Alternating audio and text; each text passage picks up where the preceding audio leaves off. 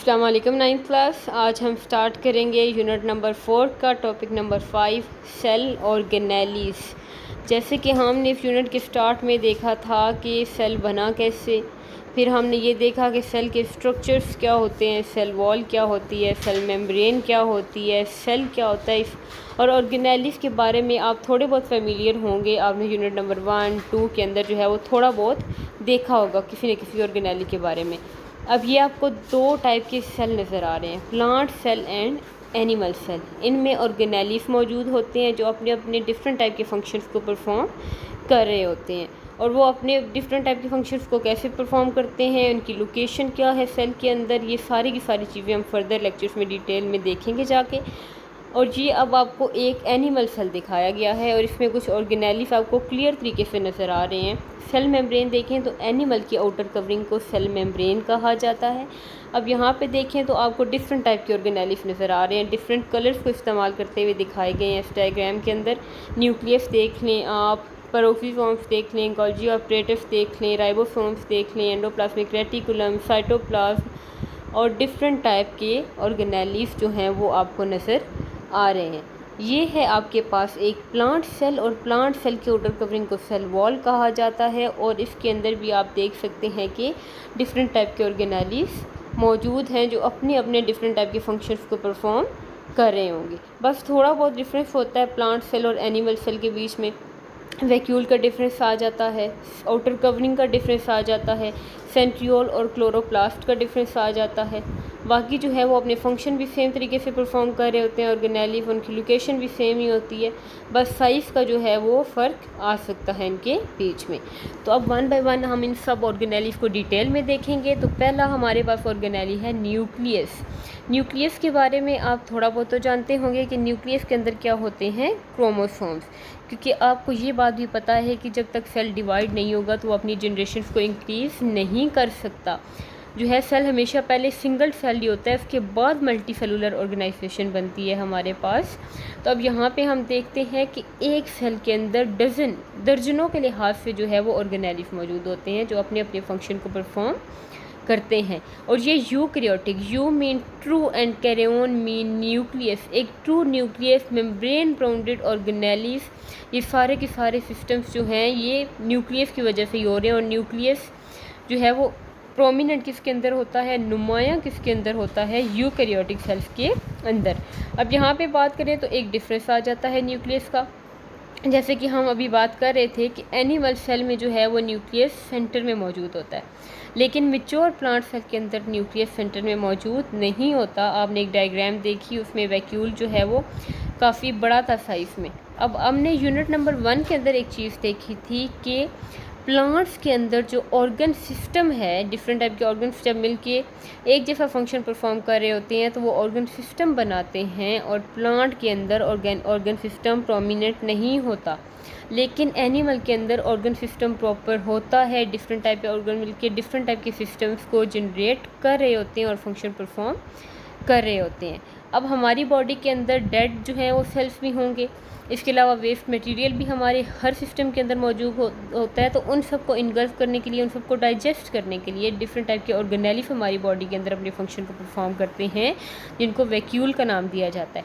अब प्लांट में prominent organ system नहीं है, एक ही सिस्टम है वस्कुलर सिस्टम, जो कि जाइलम और फ्लोएम मिल के चला रहे होते हैं, फूड और वाटर के कंडक्शन को बेसिकली जो है वो कैरिड आउट करते हैं। तो इसलिए क्या होता है कि उसके अंदर एक ही लार्ज वैक्यूल होता है जो डेड सेल्स को अपने अंदर इनगल्फ कर लेता है, वेस्ट मटेरियल को अपने अंदर एब्जॉर्ब कर लेता है। और इसी तरह जो एनिमल है उसके हर सिस्टम के अंदर जितने भी ऑर्गन सिस्टम्स हैं उनके अंदर छोटे छोटे वैक्यूल्स मौजूद होते हैं जो डेड सेल्स को और वेस्ट मटेरियल को इनगल्फ करते हैं, एब्जॉर्ब करते हैं। अब यहाँ पे बात आ जाती है हमारे पास कि फ्लार्ज वैक्यूल की वजह से प्लांट का जो न्यूक्लियस है वो थोड़ा साइड पे मौजूद होता है। अब न्यूक्लियस क्या होता है, डबल मेम्ब्रेन, और उसकी उस डबल मेम्ब्रेन को हम क्या कहते हैं, न्यूक्लियर एनवेलप का नाम दिया जाता है। न्यूक्लियर एनवेलप के अंदर छोटे छोटे पोर्स मौजूद होते हैं जो उसको सेमी परमिएबल बना रहे होते हैं। सेमी मीन इंटरमीडिएट, यही वाली टर्म हमने देखी थी जो है जब हम सेल मेम्ब्रेन पढ़ रहे थे और उसके अंदर हमने देखा था कि वो सेमी परमिएबल होता है, यानी कि वो कुछ मटेरियल को तो अपने अंदर से पास आउट होने देता है, लेकिन कुछ मटेरियल को वो रिस्ट्रिक्ट कर देता है कि उसके अंदर से मूव नहीं कर सकते। तो ये भी क्या होती है, एक सेमी परमिएबल मेम्ब्रेन होती है, और इसके अंदर क्या होता है, छोटे छोटे ग्रैनुलर फ्लूइड होता है, यानी कि ज़रात होते हैं छोटे छोटे, जिनको हम न्यूक्लियोप्लाज्म का नाम देते हैं। Nucleo mean nucleus and plasm mean fluid. जैसे कि हमने साइटोप्लाज्म देखा था लास्ट लेक्चर के अंदर, cyto mean cell and plasm mean fluid, यानी कि water like material, liquid basically. तो इस न्यूक्लियर एनवेलप के अंदर भी क्या होता है, लिक्विड एक फ्लूइड मौजूद होता है, जिसको हम न्यूक्लियोप्लाज्म का नाम देते हैं, जिसके अंदर क्या होते हैं, क्रोमोसोम्स मौजूद होते हैं और न्यूक्लियोलस मौजूद होता है। अब क्रोमोसोम बेसिकली क्या करवाते हैं, सेल डिवीजन, जिससे जो है वो सेल अपनी जो है जनरेशन को इंक्रीज़ करते हैं, और फिर जो है इसी वजह से जो है यूनिसेलुलर ऑर्गेनिज्म फर्दर जो है वो मल्टी सेलुलर ऑर्गेनिज्म बनते जाते हैं। और हमारी बॉडी के अंदर हज़ारों के लिहाज से सेल मौजूद होते हैं, और हर सेल का अपना क्रोमोसोम और हर सेल का अपना डीएनए होता है। अब ये नज़र आ रही है आपको एक डायग्राम, यानी कि स्ट्रक्चर ऑफ न्यूक्लियस। इसमें न्यूक्लियोप्लाज्म आप देख लें, फ्लूइड, ग्रैनुलर फ्लूइड, आप ये पोर्स देख लें छोटे छोटे, न्यूक्लियर मेम्ब्रेन देख लें, chromatin mean thread like structure, और न्यूक्लियोलस जो हैं हम अब डिटेल में देखते हैं। ये आपको ब्लैक डार्क सा स्पॉट नज़र आ रहा है।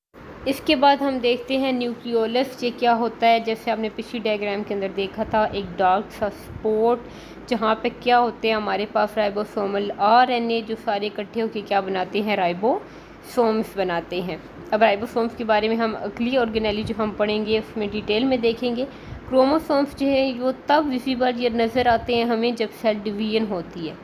इंटरफेस में क्या होता है कि वो एक नॉन डिवाइडिंग फेस है, जिसमें क्या होता है कि सेल क्रोमोसोम्स अभी डिवाइड नहीं हो रहे, वो डिवाइड होंगे तो वो हमें क्लियर नज़र आएंगे। जैसे कि लास्ट क्लास में 8 में आपने देखा था कि क्रोमोसोम्स कैसे होते हैं, लेकिन डिवीजन से पहले इंटरफेस में वो एक थ्रेड लाइक धागे नुमा साफ की तरह होते हैं। जब आप एक धागे को निकालते हैं और उसको इकट्ठा करते हैं तो वो उलझ जाता है, इसी तरह होते हैं ये फाइन थ्रेड लाइक स्ट्रक्चर्स, जिनको क्रोमेटिन का नाम दिया जाता है। जब तक ये सेल डिवीजन नहीं करते ये क्रोमोसोम्स नहीं बनते, इनको क्रोमेटिन का नाम दिया जाता है। और क्रोमोसोम में क्या होता है, DNA, deoxyribonucleic acid and protein. Prokaryotic cell में जो है वो नुमाया न्यूक्लियस नहीं होता, और इनके क्रोमोसोम जो हैं वो जस्ट डीएनए के बने होते हैं, जो साइटोप्लाज्म के अंदर सबमर्ज्ड होते हैं, मिक्स हुए हुए होते हैं।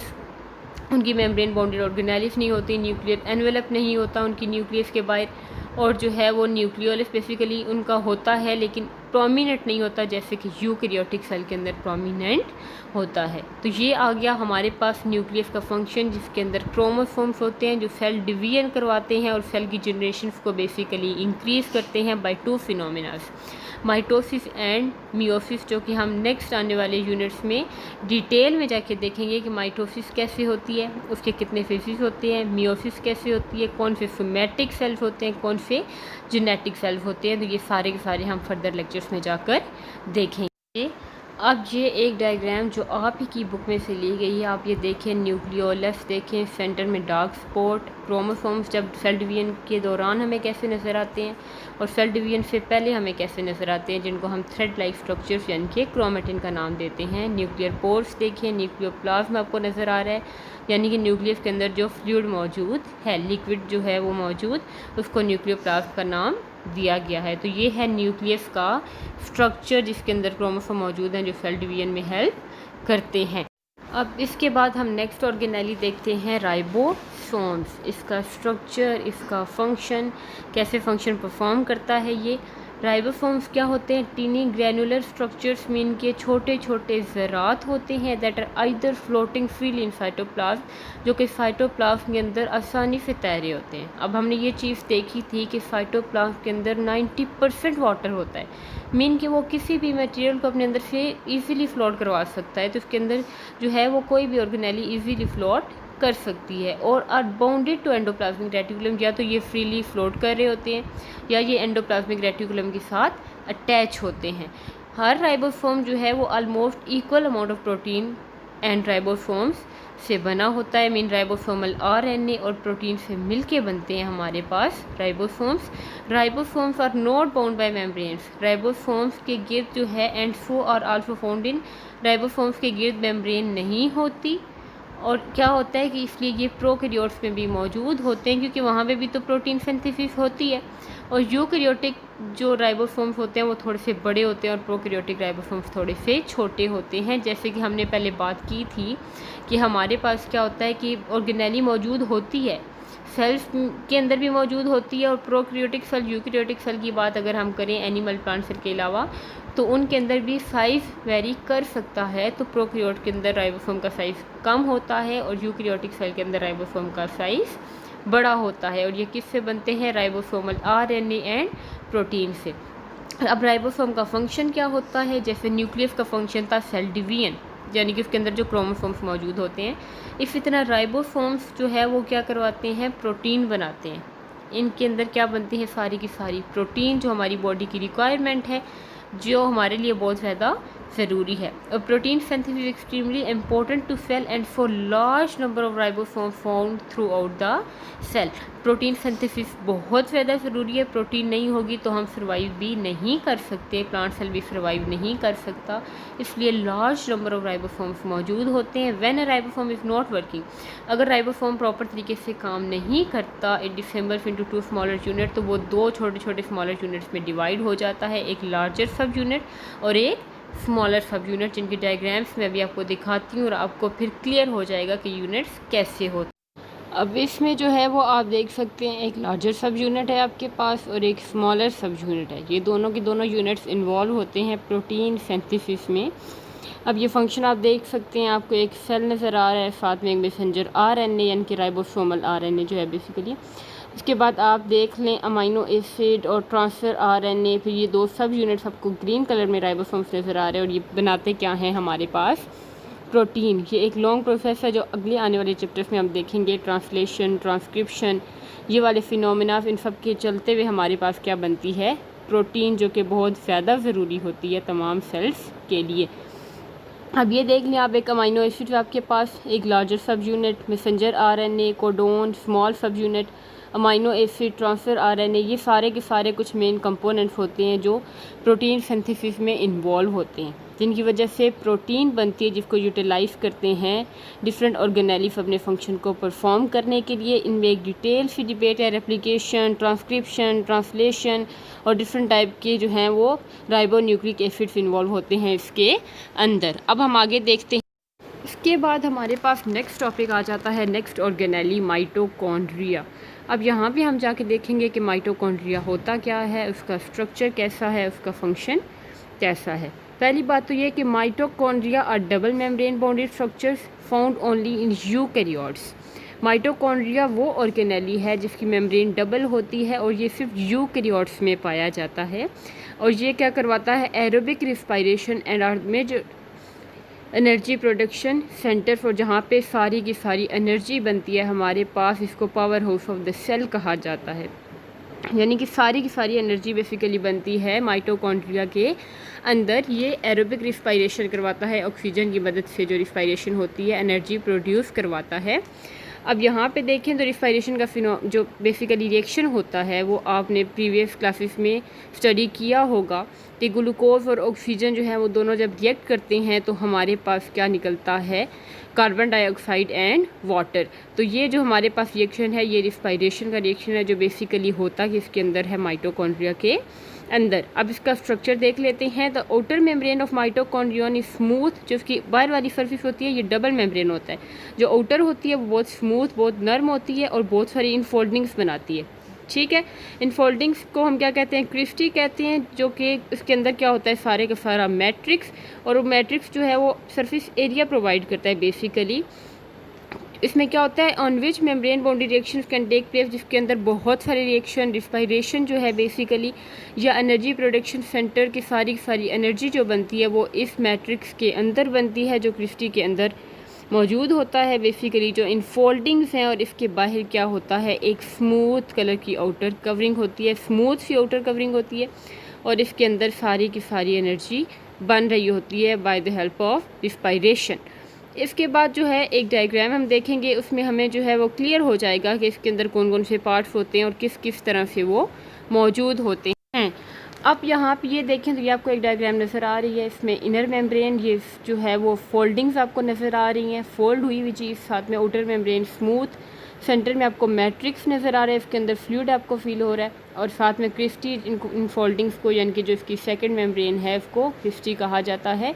और ये सारे का सारा सरफेस एरिया इसका इतना ज़्यादा होता है कि इसके अंदर आसानी से रिस्पायरेशन हो सकती है और बहुत सारी एनर्जी इसके अंदर से प्रोड्यूस हो सकती है, क्योंकि जितनी भी एनर्जी सेल को चाहिए होती है अपने फंक्शन को परफॉर्म करने के लिए, उसके ऑर्गेनेलिस को, वो सारी की सारी एनर्जी माइटोकॉन्ड्रिया से निकल रही होती है। सारी सारी एनर्जी उसको माइटोकॉन्ड्रिया दे रहा होता है। और आगे नेक्स्ट आने वाले यूनिट्स में हम माइटोकॉन्ड्रिया और क्लोरोप्लास्ट के बारे में डिटेल में जाके देखेंगे कि रिस्पायरेशन होती है तो कैसे होती है। अब ये 3 ऑर्गेनेलिस हमने देखे, नेक्स्ट आने ऑर्गेनेलिस को हम नेक्स्ट लेक्चर में देखेंगे इंशाल्लाह। तब तक के लिए थैंक यू सो मच।